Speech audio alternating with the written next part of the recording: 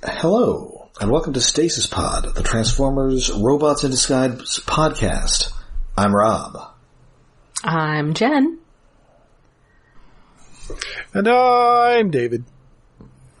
And today we are looking at the penultimate episode of Transformers Robots in Disguise Season 2, Decepticon Island, Part 1.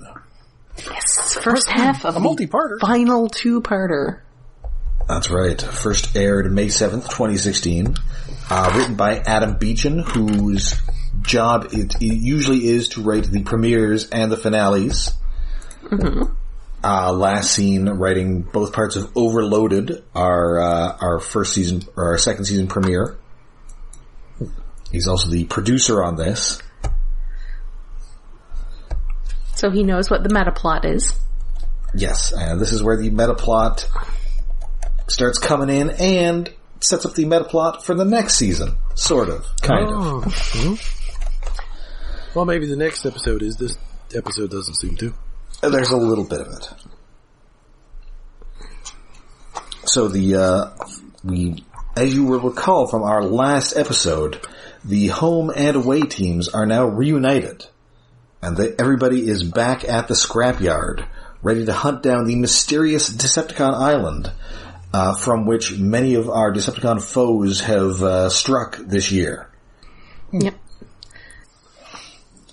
And this has also led to the somewhat awkward situation of having Optimus Prime around with Bumblebee. So and Bumblebee is gotten all like trying to be the leader, and Optimus Prime is also trying to be the leader. Meet the new boss, not the same as the old boss.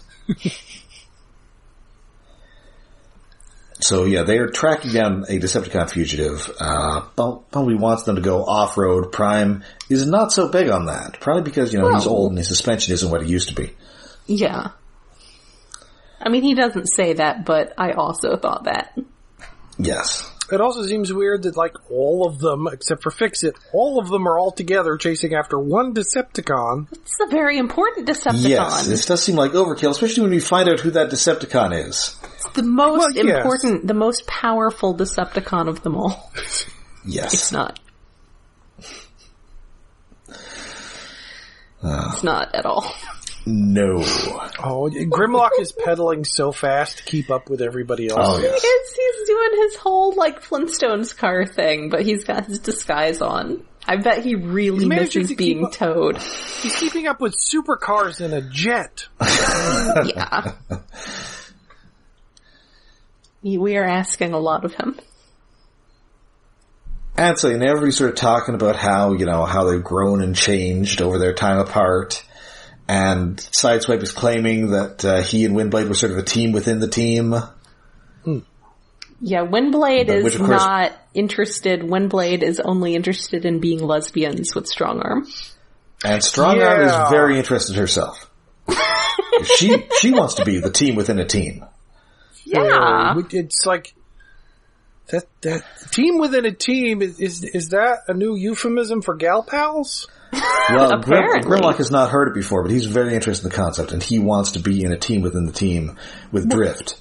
Well, Grimlock is quickly transforms that into teenies. Yes. Hey, Drift, you want to be a team within the team with me? No. He does. He's just like, no. It wasn't quite as good as the Optimus Prime, would you like to hear something funny, but it's definitely pretty close to that kind of no. So they transform, they head into the woods, and they finally find this terrifying Decepticon who's required the entire team to spring into action. It is time to reject modernity and embrace carcinization. Because it is crab. It's our good friend Clampdown. The best little boy. The Jim Cummingsiest crab around. Yes. Lead over from last week in Galma's obsession with eating crab. Yes. We have the best crab transformer now. Damn it, I'm still annoyed he never got a deluxe or warrior size. He needed a good point. He's a crab snitch who turns into a woody wagon. He's amazing. Admittedly, the Legends or whatever size he got is really cute. It is pretty cool, but he's small. Yes. I want like, what is the no, not Masterpiece, Studio Series. Yeah, one of them. Studio Series Robots in Disguise, guys. Give me like a really good Steeljaw. Oh man. Yes. Oh wow. Yeah, Steeljaw, Clampdown. There's probably a couple other guys who could use a really good toy, but give me a Chop Shop using like Power Core Combiner technology. Oh yes, nice. Maybe make him a Voyager. But yeah, there's a lot of neat guys in the show who either didn't get toys or got odd-sized toys. Yeah, so many. It's painful. I mean, none of them are as bad as like Arachnid's toy that she did get, which wasn't great. No. Isn't there some sort of rumor that we're getting some sort of Arachnid? I think so. There's a third-party Arachnid. Oh, maybe that's what I'm thinking of. Oh, right, yeah, I saw that. Yeah, which looks like it's Masterpiece quality. It looks so good. Seeing that. I'm buying it. Yeah, I'm buying it so much. I like Arachnid, but I don't like Arachnid enough. I do. Especially since she was just in one show we did a while ago. Yeah, I'll pay retail for Arachnid. I'm not paying third party. I might pay third party for Arachnid. Third party Clampdown or Steeljaw, maybe. Arachnid. I mean, if it came out, what normally it's got to be like a wrong, but wrong. Okay, there are comic guys that probably I would bite, but yeah, that is what pushed me into third party. But yeah. Anyways, but it turns out that there's somebody else in the force with Clampdown. Somebody who everybody recognizes immediately. And then we cut to starting credits. Then we cut to the credits. An ominous shadow.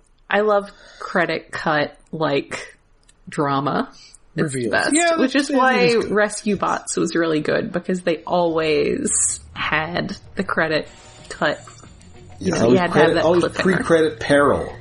Yes, you always had someone had to be in mortal peril or you could not start the show.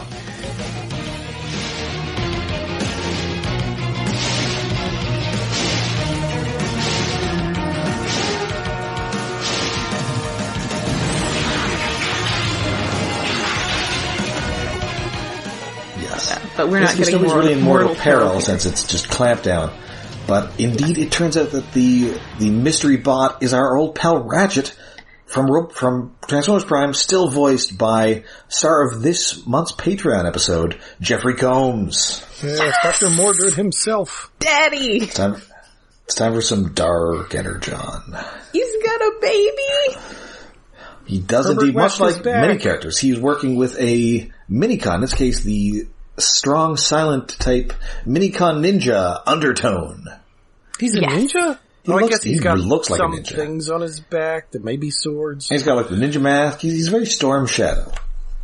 He is a bit. Yeah, kind of. It's neat that he's there. He doesn't say anything, which is kind of cool. Ratchet didn't get a new toy for this series, did he? I think he did. Oh, I never saw it, but I'm reasonably sure he did. Oh. Ratchet's here. He's got a baby. Also, he gets to do I Needed That. Yes. Yes, I had to go back in my notes quite to another notebook to find out this is I Needed That number 9. I also realized, I haven't been counting Optimus Prime speeches in this show. No, he doesn't give as many. No. They aren't quite as blatant. Yeah, when they were in Prime, they were big speeches. And Ratchet got 3 toys in Robots in Disguise. Oh, wow. A Legion class, a One-Step Changer, and a Warrior class. Oh. Did any of them have the baby? No, he came separately. I want to see the baby. I would like to see the baby. Oh, it was just redecos of this toy? Wait. It was a redeco, or it was a remold of Strong Arm. Oh, wait. The wiki's linking me to the wrong thing. Well, there's also like a Legion class or whatever. There we go. Okay. Oh, yeah, little guys. The Strong Arm remold redeco. But, Undertone came, he came in a 4-pack if you wanted the one that looked like he did on the show. Oh, right, I might actually have the Undertow. I'd never found that one, which is unfortunate, because I really wanted it. I got some packs, and I think there was one I never even opened. I'll have to look for next week. Baby. Because the minicons were neat, but they weren't neat enough. I like them. They're little. They just got shuffled back in the toy. Yes. The distribution of this line was not great. No. Yeah, there was that. So obviously Ratchet knows Prime and he knows B, and he's very happy to see them, and he's introduced to the rest as these are also some guys we know. This is B's team. Also, we get one of those things that we've brought up actually on our Patreon last month, where you have people trying to aggressively not say the word died because Ratchet says that he thought that Optimus was destroyed. Well, at least that makes slightly more sense with robots. Yeah, I can see that. Whereas it's extremely weird when you're talking about, like, humans. Yes. Optimus, you're alive. I thought you were sent to the Shadow Realm. I mean, he kind of was in the Shadow Realm for that first season of Robots in Disguise. Yeah, that was actually more accurate than normal. It was a dark place. It was a true home for infinite losers. Oh, Undertone. I heard that wrong the entire episode. What did you think he was? Underbone? I thought he said Undertow. Well, then he'd have to be like a boat. We don't know he's not a boat.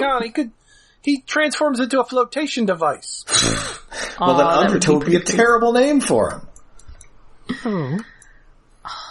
I want that toy. I'm looking at it now on the wiki. So little. Anyway, so pan over to the team, and then pan over to Clampdown, who's like, yeah, I'm the new bot on the team. He's a liar. He's just gonna lie. So they get back to base, and it turns out that, Ratchet was helping them set up, helping the new government rebuild Cybertron, but a bunch of people in the new government kind of blamed Optimus Prime and all his pals for wrecking Cybertron in the first place. So a couple of notes here. One, once we cut back to, the junkyard, with Grimlock saying, and I should have written down what he actually specifically said. It was like, so this is how we got here, and what's going on with this and that. And I just really like that exposition, yes. Just shows Grimlock has explained everything to Ratchet. It's very... And I like the fact, I like the idea that they have Grimlock explain everything. Yes. Yeah. But Ratchet understood. Ratchet at least says he understood. But listen, that's Ratchet, this is a story all about how our life got flipped right upside down. But that's some very mid-run IDW stuff, with everybody blaming Optimus and just being mad that the war happened in the first place.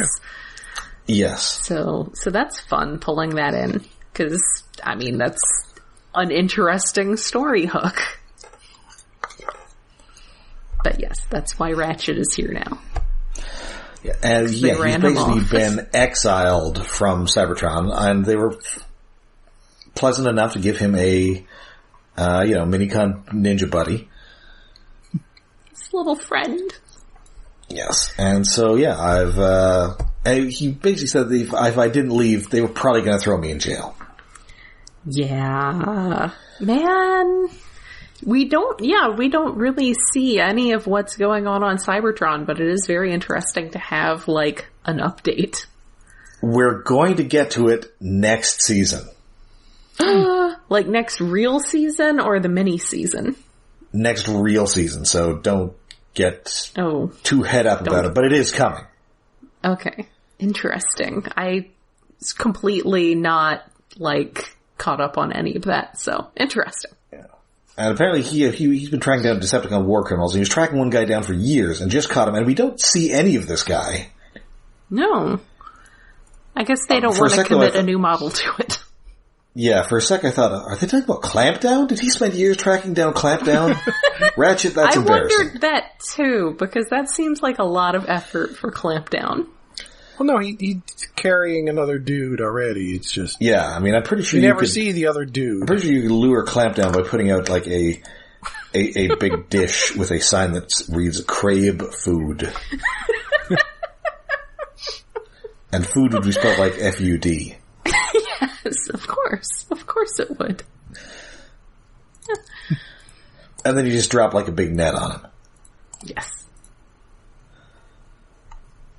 So yeah, he's gonna stick around, and Strong Arm pretty clearly notes that this two leaders thing is not really working out. Yeah, daddies are fighting, and it's a little awkward for everybody. And it's clear that B, is trying to assert his authority, but everyone's kind of naturally listening to Optimus because he sounds like Peter Cullen. Yeah, I mean... He's taller. Listen to the tallest. Yeah. If he's telling you something, then you are absolutely gonna listen to it, because come on. Mm-hmm. And then they attempt to interrogate Clampdown, but he immediately passes out in terror. Well, because everyone's playing bad cop. That's why you have to have somebody be a good cop. Absolutely. Oh, and he's surrounded by all of them, and they're blotting out the sun. It's like he's in a dark room. And everyone's in silhouette. It's pretty good. It's very dramatic. He didn't have a chance. But yeah, Strong Arm takes B aside, then is like, maybe you guys should talk it over. And I'm like, wow, characters talking about their problems. That's pretty great. That's how you can tell this isn't anime. That's why Strong Arm is the best. Yes. She should be a therapist. Well, I don't know about that, but... Okay, maybe not. I mean, you would mention what things you've done in therapy, and then she'd note all the crimes you've committed and turn you in. Yes. She would berate you for all the things that you did. Well, not berate you. She would be shocked by all the things that you did that were illegal. Even if it was just like jaywalking on the way there. Yes. But, so, obviously Clampdown is no help, but luckily, the final piece of evidence literally comes right to their front door. It is another Fix-It. Baby! What? His name isn't Fix-It. He sounds exactly like Fix-It. He sounds exactly like Fix-It, and he looks exactly like Fix-It, but his name is Toolbox. Yes! Oh yeah, and they mentioned a few other names like... A flowchart, schematic, and rundown. Yes. Okay. He's a sad, hurt baby, and they need to help him. Yeah, he's all scraped up, and he has a restraining bolt collar on, so at least you can tell him different from Fix-It. But he's still the same orange. Yes, and he's still Mitchell Whitfield. And he doesn't have the speech problems. Yes. So they get him buffed up, and he's so happy to get buffed. So he was also on the Alchemore. It turns out that much like the Titanic, the Alchemore broke in half as it was crashing to Earth, and one half crashed near Crown City. They have to explain that prison ships are always cloaked, which is why nobody on Earth noticed this ship crashing to Earth right by the city. This entire ship crashing to Earth. And they would dismiss the waves as anomalous weather phenomena. Okay. I mean, possibly. Yeah. It's climate change. Anyway, so are all ships that carry minicons designed to easily snap in half? That seems like a recurring thing. Oh yeah. Yeah, that happened in Armada too. Yes, it did. At least once. I think two of the ships broke in half. I know it did in the comics, where there was the whole thing where they had the minicon moon base. Man, those run by like extremist minicons. Those were good comics. Yeah. Why couldn't more of Armada have been as good as the comics? Armada was okay.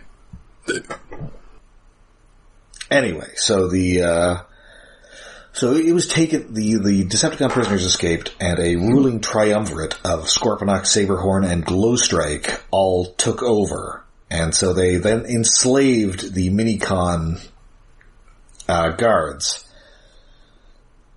And they're making them work to make this half-ship flyable again so they can escape Earth and begin their conquest of the galaxy. They point out that Minicons live to serve, but this is terrible. Mm-hmm. They have to at least choose who they're serving. And also not be shot at when they get tired, as we see later. Yeah, my babies. It's very where there's a whip, there's a way, awkward discussion of Minicon slavery. Let's just brush over that. Show. Nope. And of course... No, but the we like to serve part is just... no. Getting a little into House Elf territory here. Yeah, they do mention again, they bring up Steeljaw and point out again that he resembles an Earth wolf, which again makes me question how they describe him on Cybertron. Well, no, it's the Scuffed Fix-It who says that, but it's like, how long has he been outside to have seen a wolf? I mean, I guess Transformers have been to Earth, so they would have like a database of like Earth animals that are cool. They can make people look like. Maybe? That could be possible. So like, got a big list of like cool possible alternate modes. Maybe that's it. Maybe it's like how like Americans will take things in other cultures and be like, here are the cool things from this other culture that you could know about. Like, they're just being weeaboos about wolves. Earth animals. So they don't have their own animals. They don't have turbo foxes in this continuity.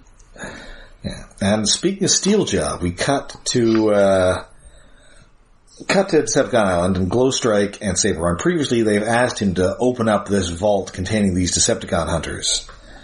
And indeed, it turns out he has managed to open it.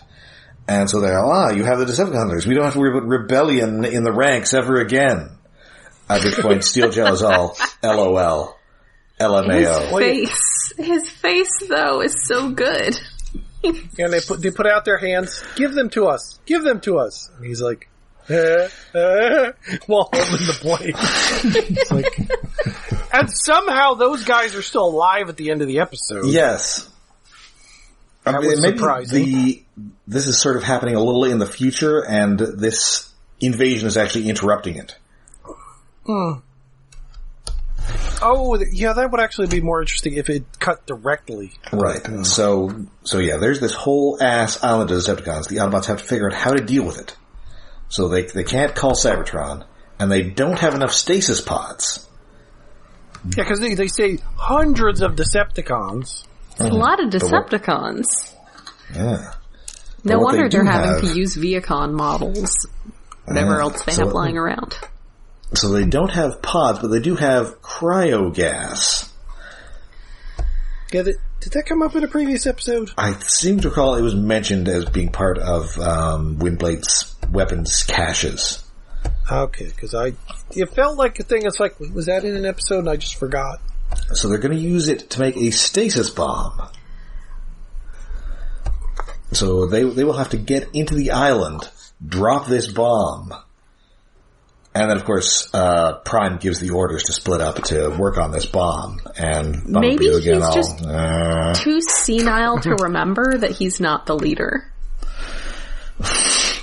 Like remember, Prime, you were dead, and that means and I took over as leader. But even though you're alive now, I'm still the leader. He starts calling him, like, I don't know, some other name. He starts calling... starts calling him Cliff Jumper. Starts calling Denny Miko.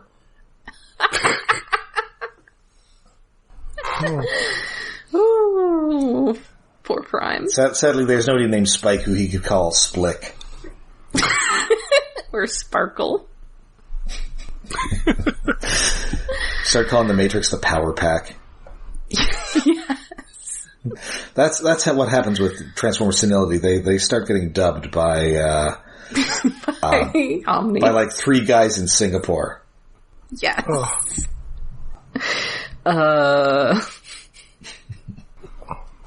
Darn it. But yeah, he just starts. I mean, it does come off very much like it's just force of habit at this point that he's just leading because he assumes that that's what he's there for, but maybe he's a little too senile to remember that Bumblebee's in charge now. Yeah. And then Ratchet takes him to the side and tries to gently have a little discussion with him. Yeah, he's like, hey, Bumblebee sure has matured a lot since we saw him last, hasn't he? Like, but no, this is very important. I'm still in charge. I'm Optimus Prime. Yeah, Ratchet, who just showed up, has sussed out the situation. Well, he's very smart. Yeah. The grandpa won't stand down. Well, he and Optimus are old pals, so I don't, you can have Sideswipe tell this to Optimus, but he'll listen to Ratchet. Yeah. Well, theoretically, but he's not now. He doesn't know. But they do come up with a plan, and of course they do have an ex-Decepticon on the team. So they spray paint a Decepticon insignia on him, give him a Decepticon transfusion ? Yeah, like, you can just get an injection and then you're a Decepticon? Wait, what? I read that in a fanfiction once, but it wasn't that kind of injection. Oh, no. Maybe, I assume they were, like, changing his tracking code. His activation code. Dinobot have his activation code again. Except it requires some kind of injection. Yeah, so they find code. Oh, and also this is where Grimlock, I can't remember who is it, Ratchet, where he offers to that he can be teamies with him and Drift. Oh, he offers Sideswipe. Sideswipe. Please stop calling us that. Poor Drift. See, this was the kind of funny stuff that you didn't have with the away team. Exactly. This is why they should have rejiggered those teams. Yeah, because like the Grimlock Drift pairing is inherently amusing. It's great. It's so great. Because you put serious man with big goofball. Yes. See, we could have used that when they split up the teams. Yes. Alas. And then we could have had solid brown Grimlock. Well, that's kind of the way his toy was colored for Age of Extinction. That's true. That's true.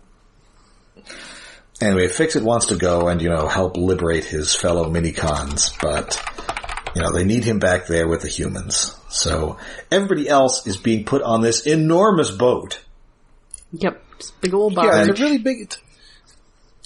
It seems odd that they're sticking them all on the boat and not, have somebody sneak in the side. I guess then they need another boat. Yeah, but... it's weird that there's enough room for Optimus and everybody else on the boat. So, Grimlock floats up. It doesn't up. sink. A couple of these multicolored Viacons drop by. One of them, the one guy is extremely Jim Cummings. Yes. Like, he is Viacon Darkwing Duck. Also, the one who talks over the radio, I think, is Eric Bauza. Yes. So, it's also, we're just getting the people we've already got in the episode. Yeah, so they're all... Wait, you captured all these Decepticons? Including Optimus Prime? Come on! But then Grimlock shows them what kind of knuckleheads they are by bashing their skulls together. Yes. It's a real Mo move. Time-honored tradition. A couple of wise guys, eh? So then we get to see all the Decepticon OCs. Yep, a whole bunch of rainbow Viacons, couple of Chompazoids like Underbite. And one brown shark. Yeah, get a Sharkticon in there, and then they just get into an enormous brawl. They just start over basically fighting nothing, because I guess they're Decepticons. Yep, they're Decepticons, they gotta fight. Yep, it does often seem that when we just see a bunch of random Decepticons, they usually just end up punching each other. They're just one they're constant like less bar fight. It's a real Klingon kind of thing. Yeah. So they sneak past this brawl and they find where they're working on this this engine and these, enslaved minicons just being abused. It's very sad. And unfortunately one of them spots Toolbox and he's all, "Oh, Toolbox, you've come to save us." And it's like, God damn it, minicon. I will say that up until this point, I entirely expected Toolbox to have been sent to them on purpose to lead them into a trap. Yeah. That does seem like a Steeljaw plan. Yeah, it very much felt like a Steeljaw trader plan. It's like, I'll take your collar off if you go say hello to these Autobots. It's like very Steeljaw, but then that doesn't happen. No, instead.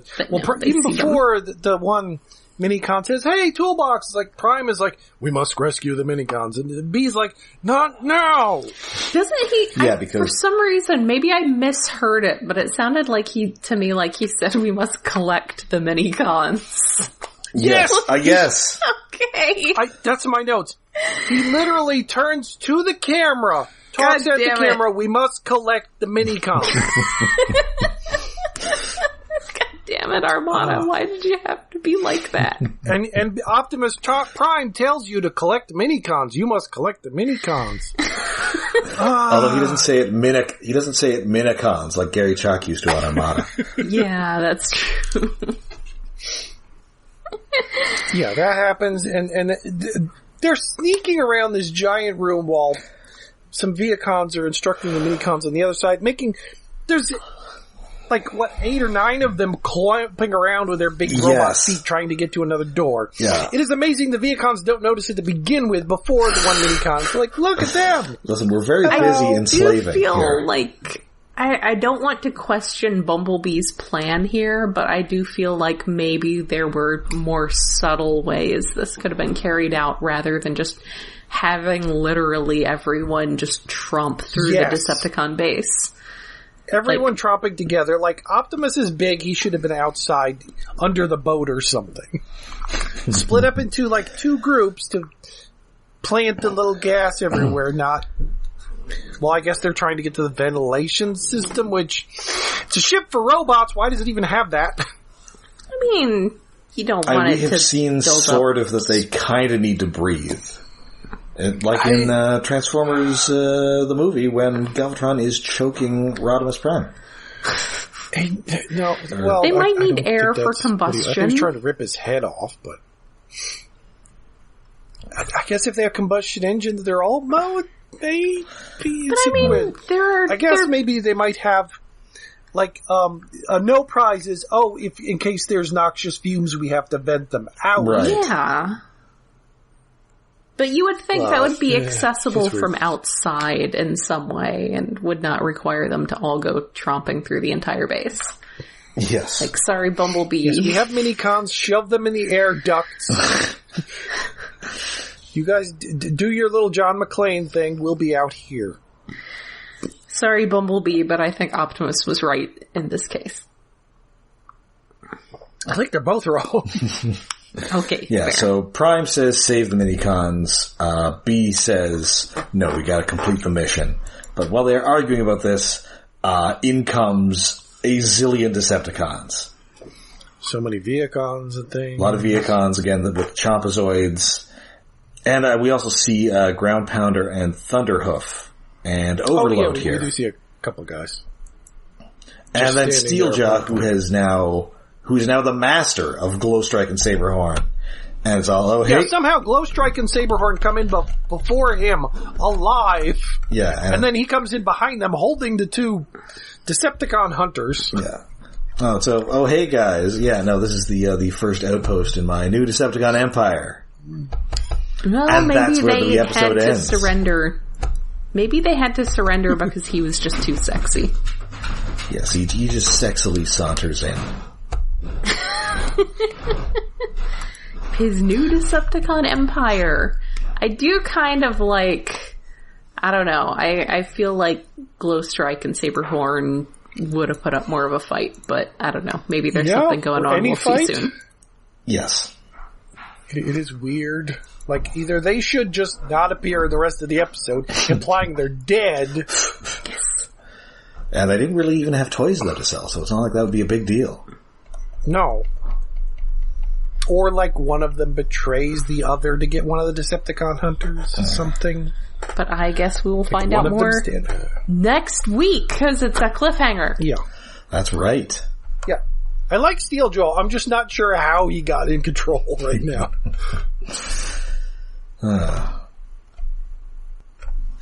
So yeah, that is this was an engaging two-parter. I enjoy seeing Ratchet and Jeffrey Combs again.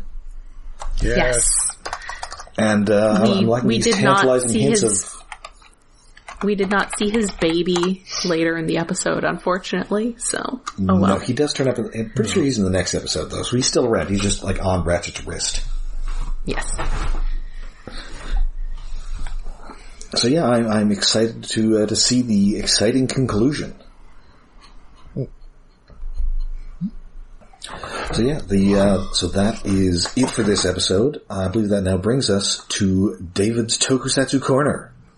Yes, it's been a while because of power outages and Gridman episodes. This week on Gosei Sentai, Die Ranger, a 6,000-year grudge! That's a lot of years. No, this does not involve a 6,000-year-old mummy. Mummies? But mummies, though. No mummies. Need more mummies. No, the Peacock Buddha Kujaku lady is back. And like the first few minutes are a recap, or like first minutes like, oh, remember last time she was here because it's been what feels like a dozen episodes since she showed up, but she's a subplot that is going nowhere seemingly. Like it feels like just one writer wants to write a show about her. Anyway, what is going on? A mountain climber falls down into this valley and then sees a shining peacock, which really just to me looks like a phoenix that's sort of rainbow colored. Same thing. And that gets reported on the news, and then the Rangers, and somehow Kujaku, who's like a 6,000-year-old woman, also sees the news report and goes there, and then there's like a flower dentata trap with killer vines, and the Rangers and her get out of that. Because she's after the Holy Peacock Teardrop, which is a magic thingy that can heal all illnesses. So basically, it's an RPG item. Yay! And this is a side quest. And then they get attacked with bad guys, and then Gara, the female villain, shows off her scar that I forget if she showed in a previous episode.